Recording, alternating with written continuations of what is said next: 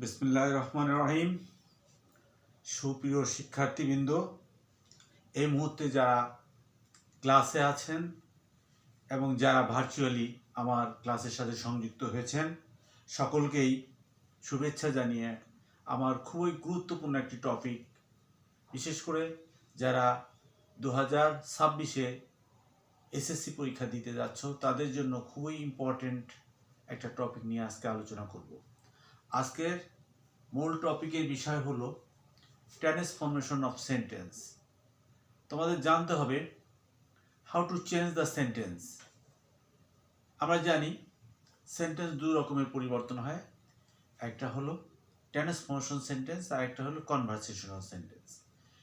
প্রথমে আমাদের জানতে হবে ট্রান্সফরমেশন অফ সেন্টেন্স কোন সেন্টেন্সগুলো করব আর কনভারসেশন অফ সেন্টেন্স কোন সেন্টেন্সগুলো করব। আমরা জানি যে ইউনিভার্সাল ট্রুথ যে সেন্টেন্সগুলো আছে সেটা কখনো কনভারসেশন হবে না, সেটাকে সবসময় ট্রান্সফরমেশন করতে হবে। অর্থাৎ ট্রান্সফরমেশন হলো সেই বাক্য যার বাক্য পরিবর্তন হবে কিন্তু অর্থ অপরিবর্তিত থাকবে। অনুরূপভাবে কনভারসেশন হলো সেই বাক্য যে বাক্য পরিবর্তনের সাথে সাথে অর্থেরও পরিবর্তন ঘটবে। সুতরাং learners and viewers, today I will discuss about transformation of sentence from important topic assertive into interrogative. Dear learners, let us see the board. Here we have to write down here transformation of sentence assertive into interrogative. আমরা আজকে assertive বর্ণনামূলক বাক্য থেকে প্রশ্নবোধক বাক্যে প্রবেশ করব। সেক্ষেত্রে আমাদের জানা উচিত কিভাবে প্রশ্ন করতে হয় এবং প্রশ্নের কিভাবে উত্তর করতে হয় সেটাও জানা উচিত। কোনো কিছু যদি বর্ণনা করতে থাকো তাহলে সেটা অ্যাসার্টিভ সেন্টেন্স, আর সেই সেন্টেন্সের মধ্যে যদি বর্ণনা বাক্যকে প্রশ্ন করা হয় সেটা হবে ইন্টারোগেটিভ সেন্টেন্স। আমি আবারও বলছি, অ্যাসার্টিভ সেন্টেন্সকে ইন্টারোগেটিভ করতে হলে অর্থাৎ সুবিধাজনক একটা সাহায্যকারী ক্রিয়া আমরা সাবজেক্টের আগে ব্যবহার করব। সাহায্যকারী ক্রিয়া যদি আগে ব্যবহার করা হয় তাহলে সেটা প্রশ্ন হয়ে যাবে, সেটা কনভারসেশন হইতে পারে, ট্রান্সফরমেশন হইতে পারে। তবে ট্রান্সফরমেশন হইতে হলে অ্যাফার্মেটিভ সেন্টেন্সকে নেগেটিভ ইন্টারোগেটিভ করতে হবে। লক্ষ্য করো, আমি বোর্ডে লেখা আছে affirmative sentence turn into negative interrogative sentence. I think learners and viewers, তোমরা তোমাদের খাতায় কলম দিয়ে সুন্দর করে নোটগুলো টুকে রাখো। আমার বোর্ড থেকে লিখতে পারো এবং আমার কথাগুলো পাই টু পাই ফলো করার চেষ্টা করবে। আমি মনে করি if you follow my advice and lecture, you will be able to every step in English accurately. You have to use English. So learners and viewers and my dear students who are present in my class, তোমরা একটু follow করো। যারা কাছে আছো তারা সরাসরি প্রশ্নটা দেখতে পাচ্ছে এবং কথা বলতে পারছে, ইচ্ছা করলে না বুঝলে কথা বলতে পারছে, কিন্তু যারা দূরে আছো তাদের জন্য কিন্তু এটা সহজ হচ্ছে না। তোমরা কমেন্ট করে আমাকে সব বিষয়ে অবগত করবে এবং তোমরা যেখানে বুঝো নাই আমি নেক্সট ক্লাসে চেষ্টা করব সবগুলোকে সঠিকভাবে করে দেওয়ার জন্য। Viewers, look at this affirmative sentence turn into negative interrogative sentence. Or if there is negative sentence, we have to turn it into a only interrogative sentence. যদি নেগেটিভ বাক্য হয় তাহলে শুধু ইন্টারোগেটিভ করতে হবে, আর যদি পজিটিভ বাক্য বা অ্যাফার্মেটিভ বাক্য হয় তাহলে নেগেটিভ ইন্টারোগেটিভ করতে হবে। এটা ট্রান্সফরমেশনের মূল শর্ত। অর্থাৎ অর্থকে ঠিক রাখার জন্য তাহলে কি করতে হবে আমাদের? অ্যাফার্মেটিভ সেন্টেন্সকে নেগেটিভ ইন্টারোগেটিভ আর নেগেটিভ বাক্যকে শুধু ইন্টারোগেটিভ করতে হবে। তোমরা এটা লিখে রাখো, please note down this point. Learners, এখন আমরা লক্ষ্য করি যে এই দুটা জিনিস আমরা যদি লক্ষ্য করি, আমরা একটু দেখি আসলে কিভাবে সেটা ঘটছে, আমরা সেই জিনিসটা একটু লক্ষ্য করলে বোঝা যাবে। যেমন আমরা একটা কোশ্চেন করতে পারি যে একটা বাক্য আমরা লিখতে পারি, সে বাক্যটা লিখতে যদি হয় তাহলে আমরা লিখি prevention, PVENTION, prevention is better, BTR, better than cure, CURE। তোমরা লক্ষ্য করো যে আমি একটা অ্যাসার্টিভ সেন্টেন্স লিখেছি, প্রিভেনশন তার সাবজেক্ট, ইজ ভার্ব, বেটার একটা অ্যাডজেক্টিভ, কম্পারেটিভ অ্যাডজেক্টিভ, দেন দিয়ে তুলনা করা হয়েছে কিউরের সাথে। তাহলে আমরা এইটাকে যদি আমরা টার্ন করি, ইন্টারোগেটিভ করি, তাহলে প্রশ্নটা কি হবে? আমরা এখানে আছে ইজ, আর ইজটাকে আমরা অ্যাফার্মেটিভ ফর্মে আছে, যে নেগেটিভ ইন্টারোগেটিভ করব, সেক্ষেত্রে আমরা ইজটাকে আগে নিব, ইজ। আর যেহেতু নেগেটিভ ওয়ার্ড নাই, আমি আগেই বলছি যে অ্যাফার্মেটিভকে নেগেটিভ ইন্টারপ্রেট করতে হবে, এই জন্য আমরা একটা নট ব্যবহার করব এখানে, সংক্ষেপে এন অ্যাপোস্ট্রফি টি। তাহলে isn't prevention, PREVENTION, prevention better than cure, better than cure, CURE, cure. এখানে একটা প্রশ্নবোধক চিহ্ন দিতে হবে।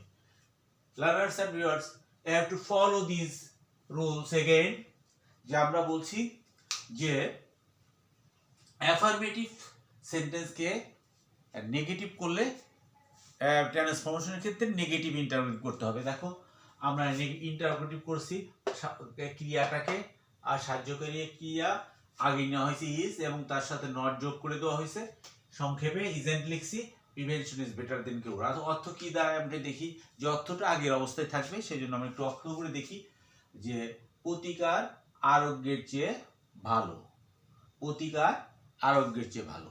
আর পরের উত্তরে আমরা নেগেটিভ দিয়ে কি বলছি, ইন্টারোগেটিভ দিয়ে কি বলছি, প্রতিকার কি আরোগ্যের চেয়ে ভালো নয়। তাহলে লার্নার্স, তোমরা বুঝতে পেরেছো যে অর্থ যদি এরকম করা হয়, নেগেটিভ ইন্টারোগেটিভ করা হয়, তাহলে আগের অর্থটাকেই বলা হয় যে হ্যাঁ, আরোগ্যের চেয়ে প্রতিকারই ভালো।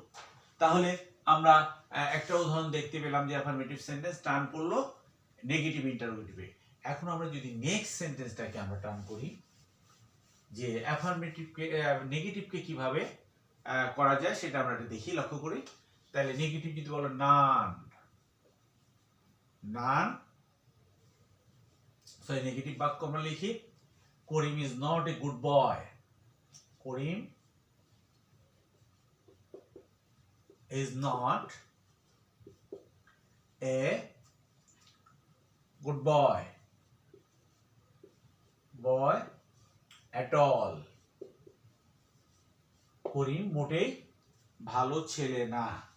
তাহলে এক্ষেত্রে আমরা দেখছি একটা নট আছে, একটা নেগেটিভ বাক্য আছে। এখন এটাকে যদি আমরা ইন্টারোগেটিভ করি, তাহলে শুধু ইন্টারোগেটিভ করতে হবে, অনলি ইন্টারোগেটিভ, একটু ট্রান্সফার ইট। ওকে, তাহলে আমরা লিখতে পারি, এখানে কি লিখতে পারি, এখানে আমরা লিখতে পারি যে is Karim a good boy,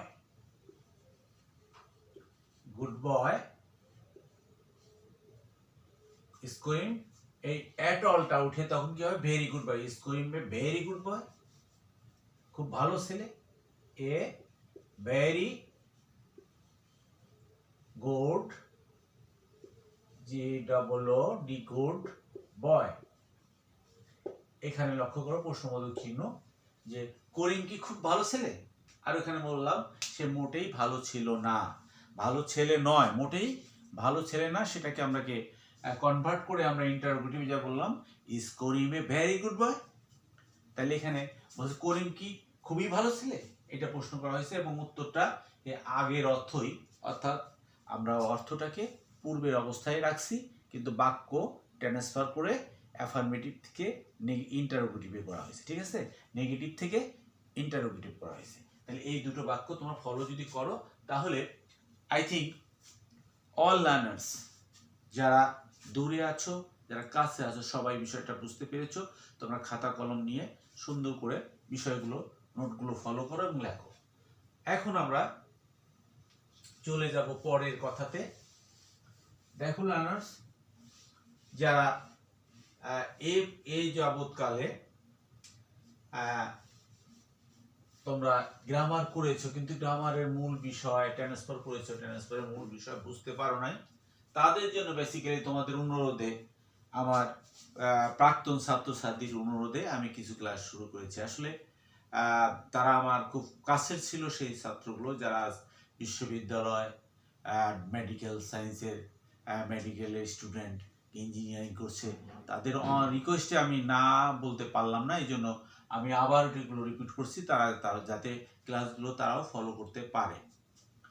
hello nurse, দেখো এখন আমরা এখানে একটা প্রশ্ন করছি যে এভরিবডি লাভস হিজ কান্ট্রি, প্রত্যেকেই তার দেশকে ভালোবাসে।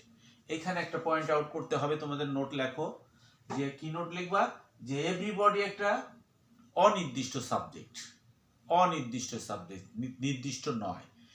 আবার নান একটা নির্দিষ্ট নয়। যদি এরকম নির্দিষ্ট নয় এমন সাবজেক্ট দিয়ে অ্যাসার্টিভ সেন্টেন্স হয়, তাহলে সেটাকে আমরা যদি কনভার্ট করি ইন্টারোগেটিভ নিয়ে যেতে চাই, তাহলে we have to use who, we have to use who, আমাদের হু ব্যবহার করতে হবে সেক্ষেত্রে। তাহলে আমরা ব্যবহার করবো এখানে হু। এখন লক্ষ্য করতে হবে, এটা ছিল অ্যাফার্মেটিভ সেন্টেন্সে, আমরা আগেই বলেছি যদি অ্যাফার্মেটিভ থাকে তাহলে নেগেটিভ ইন্টারোগেটিভ করতে হবে, এই জন্য আমরা এখানে নেগেটিভ করব। লাভ আছে, লাভস, তাহলে লাভসের মধ্যে ডু আছে। আমরা গত ক্লাসে বলেছিলাম যে প্রত্যেক ভার্বের মধ্যেই অন্তর্নিহিত আছে কি একটা অক্সিলারি ভার্ব, সেটা হলো ডু। প্রত্যেক ভার্ব ট্রানজিটিভ হোক আর ইনট্রানজিটিভ হোক, সব ভার্বের মধ্যে একটা করে কি আছে, ডু আছে। তাই সেই ডুটাকে আমরা বের করে নিতে হবে। যদি এর যোগ থাকে তাহলে বুঝতে হবে ডাজ আছে, যদি এটা পাস্ট টেন্সে থাকে তাহলে বুঝতে হবে ডিড আছে। এই কথাটা কিন্তু ভার্চুয়ালি তোমরা যারা দূরে আছো তারা, আর যারা কাছে আছে তারা তো বুঝতে পারছেই যে তোমরা এটাকে এই চিরন্তন হিসেবে মনে রাখবা যে প্রত্যেক ভার্বের মধ্যে একটা করে ডু আছে, প্রয়োজনে ডুটাকে বের করব, আবার প্রয়োজন হবে না আবার ডুটাকে ভার্বের মধ্যে কনভার্ট করে দিয়ে দিব। ঠিক আছে, তোমরা মনে রাখো। এবং বিষয়টা আরো ক্লিয়ার করার জন্য আমি একটু আলোচনা করছি। তাহলে এখানে নেগেটিভ ছিল না, এই জন্য নেগেটিভ বানাই দিলাম, এবং যেহেতু লাভসের সাথে এর যোগ আছে এই জন্য আমরা ডাজ নেব। ডাজ নট, তাহলে who does not love his country, love his COUNTRY country, কে তার দেশকে ভালোবাসে না। তার মানে এভরিবডি লাভস হিজ কান্ট্রি অর্থের সাথে আমি যদি পরে কনভার্টেড ইন্টারোগেটিভ সেন্টেন্স দিয়ে অর্থ করি, তাহলে কে ভালোবাসে না তার দেশকে, তার মানে সবাই তার দেশকে ভালোবাসে। অর্থটা সেম আছে কিন্তু বাক্যটা অ্যাসার্টিভ থেকে কিসে চলে গেছে, ইন্টারোগেটিভে চলে গেছে। আই থিঙ্ক তোমরা বুঝতে পেরেছো। এখন আমরা পরের দিকে আবার একটু পরের বাক্যটার দিকে লক্ষ্য করি। এখানে আছে নেগেটিভ সাবজেক্ট, নন ট্রাস্ট লায়ার, কেউ মিথ্যাবাদীকে বিশ্বাস করে না। এটা একটা নেগেটিভ বাক্য, আর নেগেটিভ বাক্যের আমি বলছি যে নেগেটিভ বাক্যের নেগেটিভ অংশ বাদ দিতে হবে।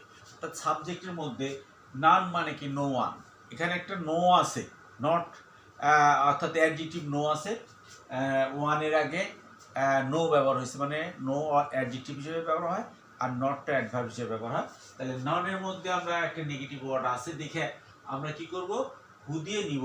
ইনডেফিনিট প্রোনাউন যেহেতু হু দিয়ে শুরু হবে, ইনডেফিনিট হলেই সেক্ষেত্রে সাবজেক্ট ইনডেফিনিট, সেটা হু দিয়ে শুরু করবো, আমরা এটা মনে রাখতে হবে। তাহলে আমরা এটা হু দিয়ে শুরু করব, হু।